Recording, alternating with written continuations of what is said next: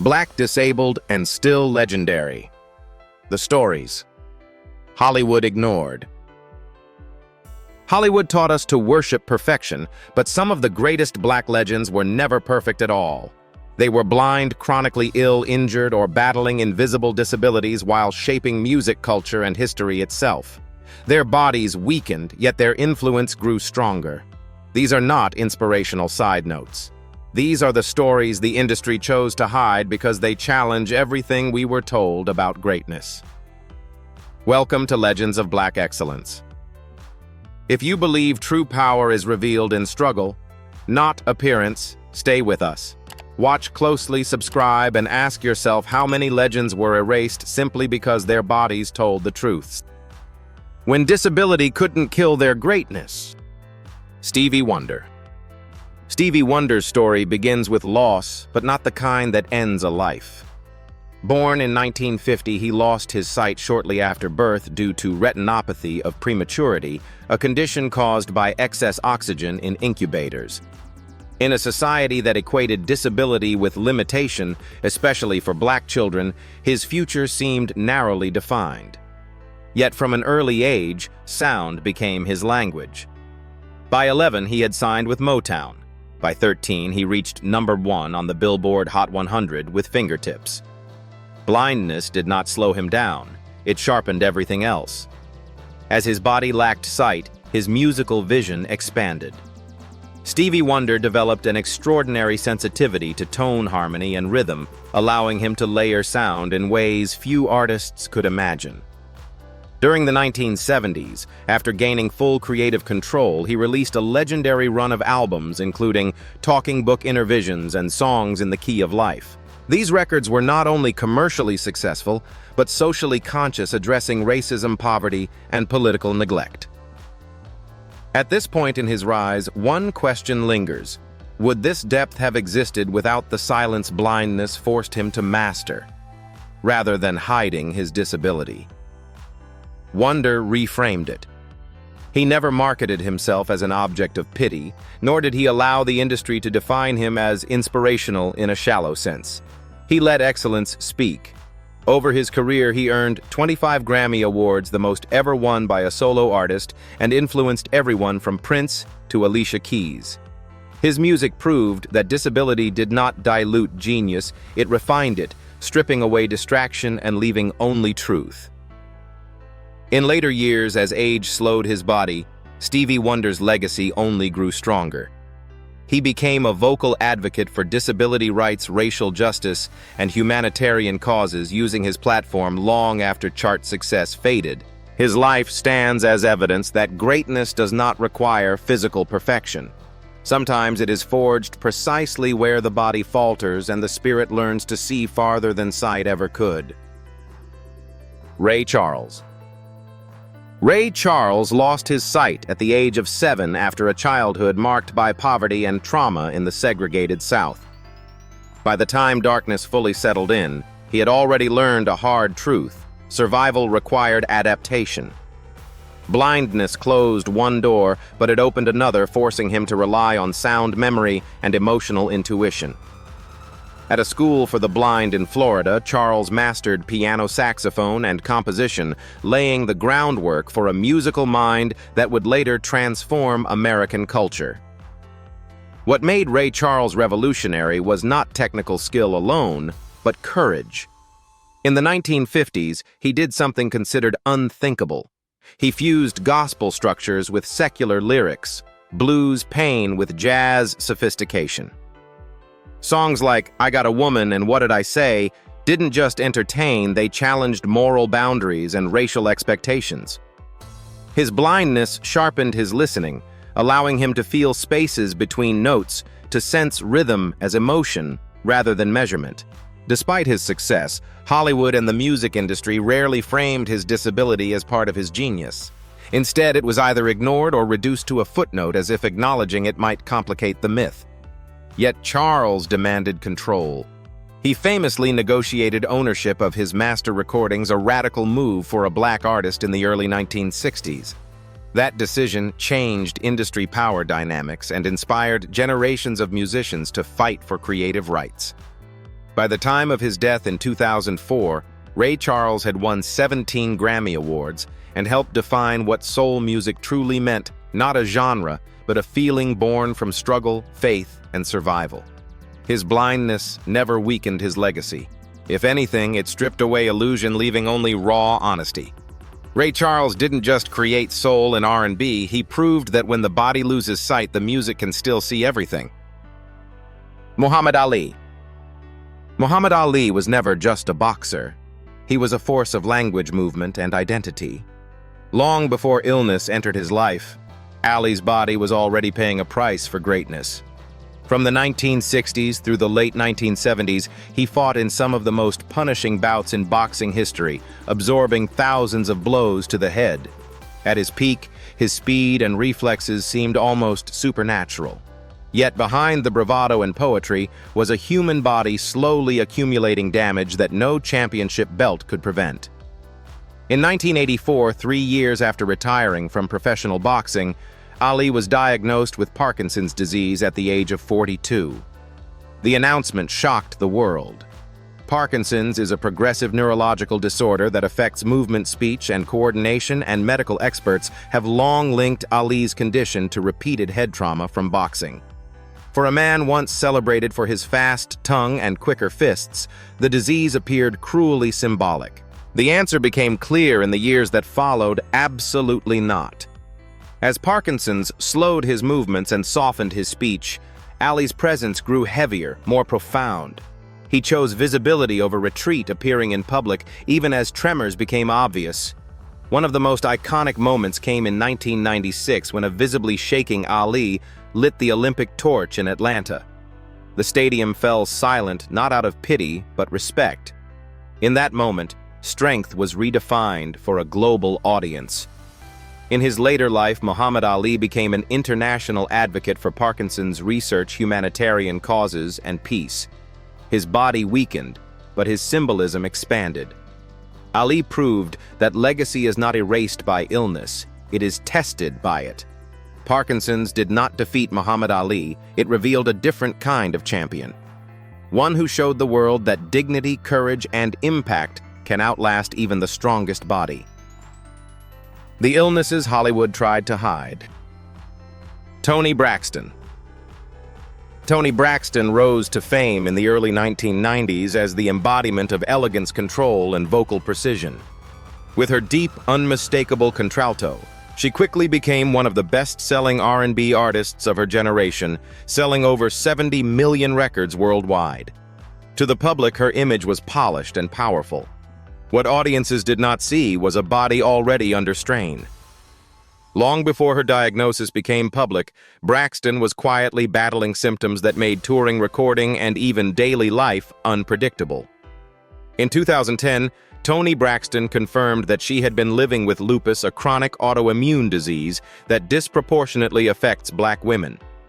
Lupus can cause severe fatigue, joint pain, organ damage, and sudden flare-ups that force hospitalization. For an artist whose career depended on stamina and consistency, the illness repeatedly disrupted album cycles and tours. Canceled performances were often explained as exhaustion or scheduling issues. This raises a difficult question for viewers: if illness threatens profit, does the industry prefer silence over truth? Hollywood's response followed a familiar pattern. Rather than reframing Braxton's story with honesty, the narrative focused on comebacks, financial troubles, and personal setbacks, rarely addressing the medical reality beneath them. Lupus affects an estimated 1.5 million Americans, with Black women up to 3 times more likely to develop severe forms. Yet for years, the condition remained invisible in Braxton's public story, reinforcing the expectation that female artists, especially Black women, must perform through pain without explanation. As she aged, Toni Braxton chose transparency over perfection. She stepped back when necessary, spoke openly about her health, and redefined success on her own terms. Her voice remains iconic not because it was uninterrupted, but because it endured. Braxton's story exposes how Hollywood hides disability to preserve illusion, even when the cost is human health. In doing so, she reminds us that vulnerability does not weaken legacy. It clarifies it. Missy Elliott. At the peak of her influence in the late 1990s and early 2000s, Missy Elliott was redefining what hip-hop could look and sound like. Her music videos were futuristic, playful, and technically groundbreaking. She wasn't just successful, she was untouchable. With multiple platinum albums, chart-dominating singles, and creative control rarely granted to black women, in rap, Missy appeared unstoppable. What the public didn't know was that her body was quietly working against her during the very years she was shaping pop culture. In 2008, Missy Elliott publicly revealed that she had been diagnosed with Graves' disease, an autoimmune disorder that attacks the thyroid.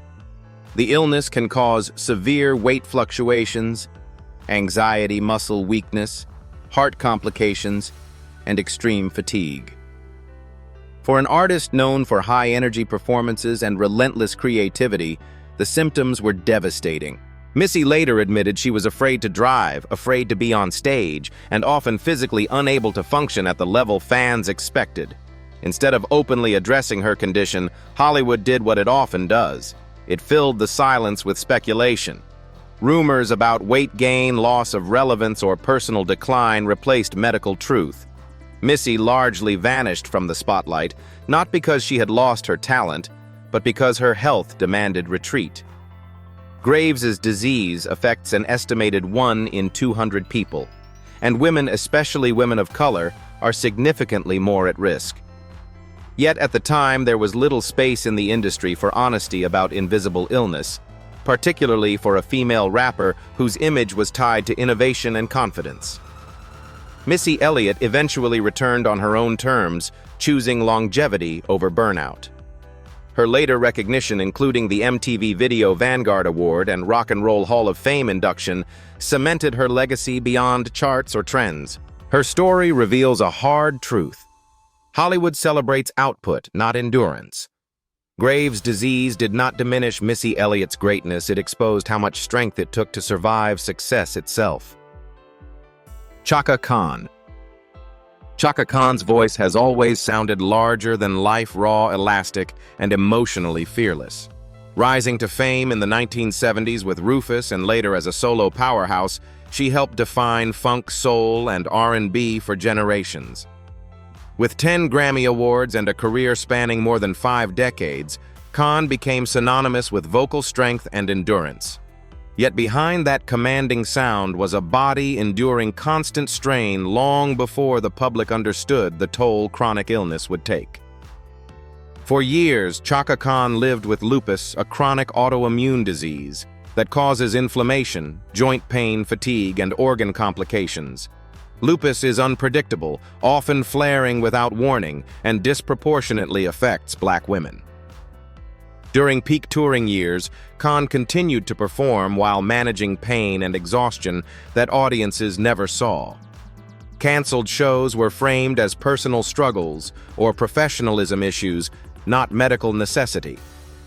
Hollywood rarely made room for nuance.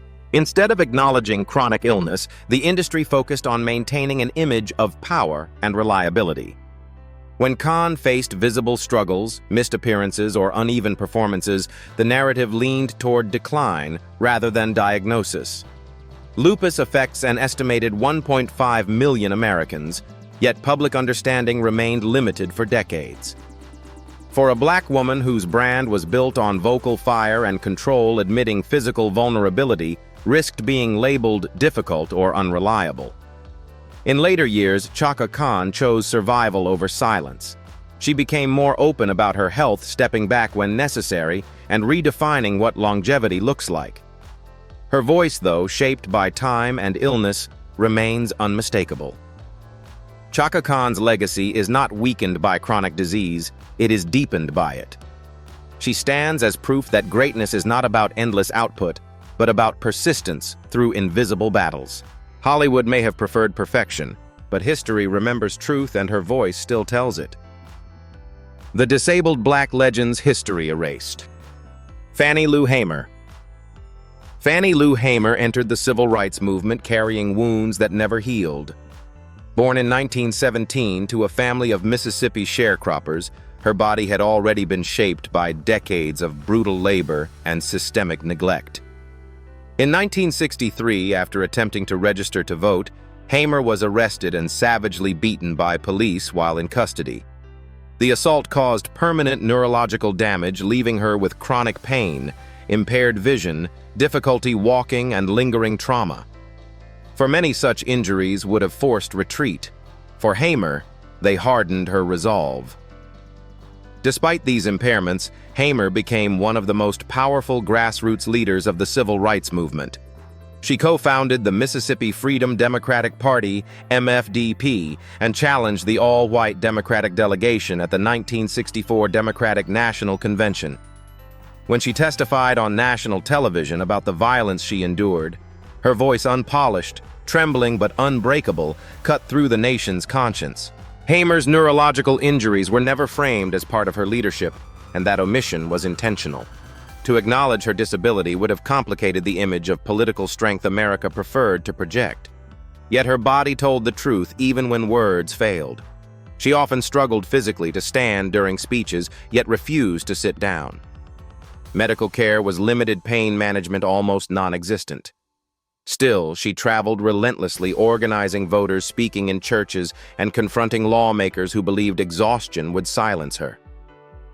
Fannie Lou Hamer died in 1977 at the age of 59, her health broken, but her legacy unshaken. Today, she is remembered for her courage, but rarely for the cost at which it came. Being black placed her at risk. Being disabled made her easier to overlook. Yet Hamer stood at the center of history, proving that leadership does not emerge from comfort or physical perfection. It emerges from moral clarity. Her life demands that we redefine strength not as the absence of injury, but as the refusal to surrender to it. Brad Lomax. Brad Lomax is one of the most important civil rights figures most Americans have never heard of. A member of the Black Panther Party and a wheelchair user due to multiple sclerosis. Lomax lived at the intersection of race, disability, and activism at a time when few movements were willing to acknowledge overlap. Diagnosed with MS in his early 20s, Lomax gradually lost mobility and required a wheelchair. In an era that equated physical strength with revolutionary power, disability was often seen as weakness even within radical spaces. Rather than retreat, Lomax expanded the definition of resistance. While active in the Black Panther Party during the late 1960s and early 1970s, he noticed a glaring contradiction. A movement fighting systemic oppression had little awareness of accessibility or disability rights. Public meetings were held in inaccessible buildings. Disabled voices were rarely centered. Lomax challenged this quietly but persistently, arguing that liberation could not be selective. Lomax's most lasting contribution came when he built a bridge between the Black Panther Party and the emerging disability rights movement. Through his advocacy, the Panthers publicly supported the 504 sit-in of 1977, a landmark protest demanding enforcement of disability rights under federal law. The Panthers provided meals and logistical support to disabled protesters, many of whom were confined to federal buildings for nearly a month. This alliance was unprecedented. It reframed disability rights as a civil rights issue, not a charitable cause, and it forced both movements to see one another more clearly. Brad Lomax died in 1984, largely absent from mainstream history books. Being black made him vulnerable to erasure. Being disabled sealed it. Yet his impact remains profound. He proved that disability does not remove someone from the struggle, it reveals where the struggle is incomplete. Lomax showed that justice movements grow stronger when they confront their blind spots. In a wheelchair with a body under constant attack, Brad Lomax expanded freedom itself and asked America to imagine liberation that truly includes everyone. Redefining power in disabled black bodies. Aaron Phillip. Aaron Phillip did not enter fashion asking to be included. She arrived demanding to be seen. Born in Antigua and raised in the Bronx, Phillip grew up navigating three identities, the industry long treated as incompatible black, transgender, and physically disabled. She uses a wheelchair due to cerebral palsy, a condition that affects movement and muscle control. For decades, high fashion celebrated bodies that were thin, able-bodied, and silent. Erin Phillips' very presence challenged every one of those assumptions at once. Her breakthrough did not come through traditional fashion gatekeepers.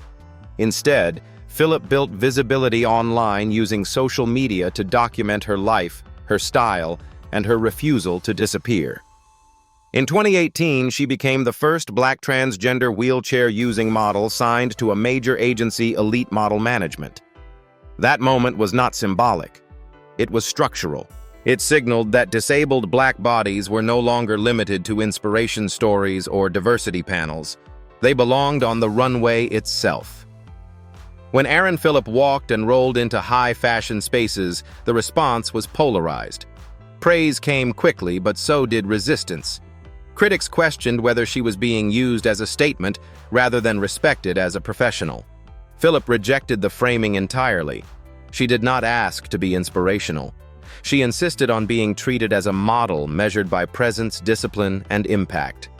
Her wheelchair was not a prop. It was part of her body moving through spaces that were never designed for her. Erin Phillip represents a shift from representation to reclamation. She forces fashion and culture to confront a deeper truth: visibility without access is hollow. Her success exposed how many barriers still exist behind the scenes, from inaccessible venues to narrow casting standards. Yet she continues not as a symbol of pity, but as proof of progress pushed forward by insistence. Phillip's legacy is not about overcoming disability. It is about redefining beauty so that disability no longer requires explanation. In claiming her space, she made room for others and reminded the world that presence itself can be an act of resistance. Chelsea Hill. Chelsea Hill was trained to move. Before disability entered her life, she was a competitive dancer with a clear path toward a professional career.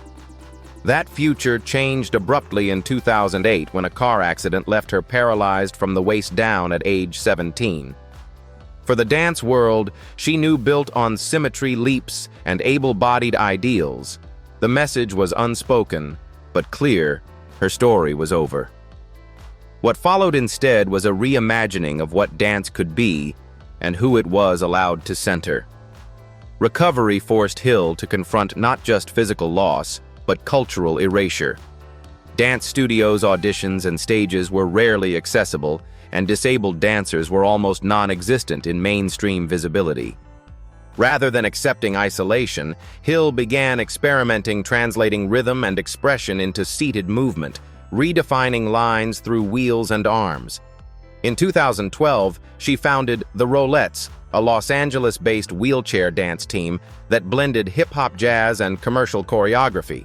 The Rollettes quickly became more than a team. They evolved into a global platform for disabled dancers, hosting annual workshops and showcases that attracted participants from around the world. Hill emphasized professionalism over pity-tight rehearsals, demanding choreography and performance standards equal to any elite dance crew. Social media amplified the impact, exposing millions to a form of beauty that didn't ask for approval. Wheelchairs were not hidden. They were integrated into movement, rhythm, and power. Chelsea Hill's work reshaped visibility by refusing the language of inspiration alone. She didn't frame disability as tragedy overcome, but as reality embraced. In doing so, she exposed how narrow beauty standards had always been. Her dancers are not celebrated because they dance despite wheelchairs, but because they dance, period. Hill's legacy is still unfolding, but its message is already clear. Beauty is not static. Movement is not limited to standing, and presence does not require permission. By dancing in plain sight, Chelsea Hill expanded who gets to be seen and who gets to be called powerful. The pain you couldn't see on camera. Kanye West. Kanye West's rise reshaped modern music, fashion, and celebrity itself. From his early production work to landmark albums like The College Dropout and My Beautiful Dark Twisted Fantasy, West demonstrated a creative range that blurred genre lines and challenged industry expectations. To many, his confidence read as audacity, to others as arrogance. For years, the public debated his behavior without acknowledging a critical truth. Some of what they witnessed was not spectacle, but symptoms. In 2016, after a highly publicized breakdown and hospitalization, West was diagnosed with bipolar disorder, a condition characterized by cycles of mania and depression that can dramatically affect mood judgment and impulse control. West later spoke openly about experiencing racing thoughts, paranoia, and emotional extremes, describing manic episodes as moments of intense clarity mixed with loss of control. Invisible disabilities are often the easiest to dismiss. Because bipolar disorder leaves no physical markers, West's struggles were frequently reframed as moral failings, attention-seeking, or brand strategy. Media coverage focused on controversy rather than context, rewarding headlines over understanding. Yet mental health experts consistently note that untreated or poorly managed bipolar disorder can escalate under stress, especially in environments that amplify pressure, sleep deprivation, and constant scrutiny. For a Black artist operating inside a culture that already polices emotion, the margin for compassion was narrow. Kanye West's story does not offer simple answers. Acknowledging mental illness does not excuse harm, nor does it negate accountability. But ignoring illness altogether guarantees misunderstanding. His career illustrates how invisible disabilities are often taken least seriously, even when consequences are public and severe. West forced a difficult conversation into the open that genius can coexist with vulnerability, and that denying one distorts the other. Whether admired or criticized, his life underscores a broader truth. When society refuses to see invisible disabilities, it often responds too late. Kid Cudi. Kid Cudi emerged at the end of the 2000s with a sound that felt radically honest. His debut, Man on the Moon, didn't celebrate excess or invincibility. It narrated loneliness, anxiety, and self-doubt at a time when hip-hop often rewarded bravado. Fans connected because the vulnerability sounded real. Yet as his fame grew, the assumption followed that success would quiet the darkness. It didn't. The spotlight amplified it. Behind chart success and cultural influence, Cudi struggled with major depression and anxiety conditions that left no visible scars. He described cycles of numbness, isolation, and suicidal thoughts while touring and creating under intense pressure. In 2016, he made a rare public decision for an artist at his level. He checked himself into rehabilitation to address his mental health. The announcement surprised fans who mistook visibility for stability. Because depression is invisible, it is often minimized, especially in Black men who face cultural expectations of emotional endurance. Media narratives around Cudi frequently reduced his struggle to moodiness or artistic temperament, ignoring the medical reality of mental illness. Experts note that depression can be exacerbated by sleep deprivation, substance use, and constant public scrutiny, conditions common in the music industry. Yet when artists step back to survive, the pause is framed as weakness or decline. Cudi's return reframed the conversation. He continued to create, collaborate, and speak candidly about therapy, medication, and boundaries. His openness helped normalize mental health care for a generation of listeners who felt seen for the first time. Cudi did not position himself as cured. He emphasized management, honesty, and self-preservation. His legacy is not just musical, it's cultural.